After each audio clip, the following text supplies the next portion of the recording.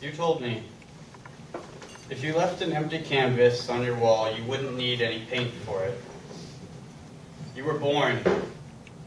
There's a woman somewhere that designed the wallpaper in the hotel off the interstate of Nevada where you had your first nightmare, on the way to Disneyland when you were 5. And you woke to stare at it for a couple of morning hours, but never at her, not ever knowing her. You grew up. That famous artist, the one that fainted on the last brush stroke of the painting you examined on your first date in the museum on the east side of town, well, his palms were as clammy as yours as you reached over to hold your date's hand and you played guess. Which brushstroke was his last? What color took him by surprise? And if he needed it to fall down, to finish this painting, to render it priceless, it made for a good date.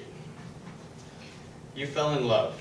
You left all your great sex in the soaked grass behind the carnival tent. The carousel horses, frozen, snarled, white faces, jealous of your hot breath, your painted face, your dirty fingernails, their hooves still pearls, never touching ground. You aged. Your grandson inherited a hammer and a chisel from your late husband.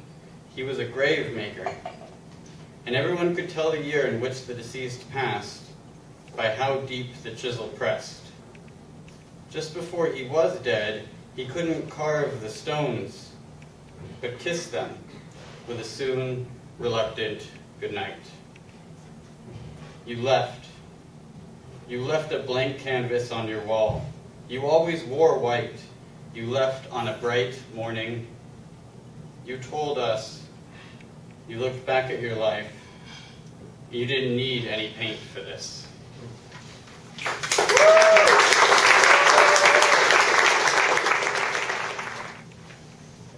It might have been the coffee.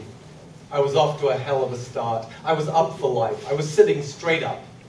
My posture would be the envy of yoga students everywhere. And I was not a young man, but I was raring to go. I was off to the races. I had things to convey. I was hell-bent on conveying them. I wrote him a letter.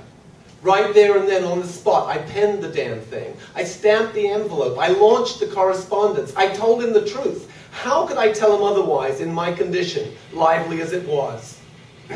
I wasn't going to mix words. You don't live forever. I told him straight. The sight of his wife's ankles caused me to swoon, that I hadn't slept since I'd seen them. I remarked on his good fortune. I downright celebrated it. I wanted him to feel as good as I had felt, and why shouldn't he? She was his wife. There was no disputing it. I'd seen the ring. Not that I'd spent a lot of her time on her hands. Certainly not after catching a glimpse of her spectacular ground floor. When I say swoon, that might be something of an overstatement. I'm prone to them. I didn't pass out. I didn't hit the floor. Perhaps I should have made that point in the letter. Might he not appreciate that I'd remained vertical during my inspection of his wife's ankles? Didn't that fact alone help create a feeling of comfort between the three of us? Had that slipped by him, the ease we'd shared? Oh, those were the days.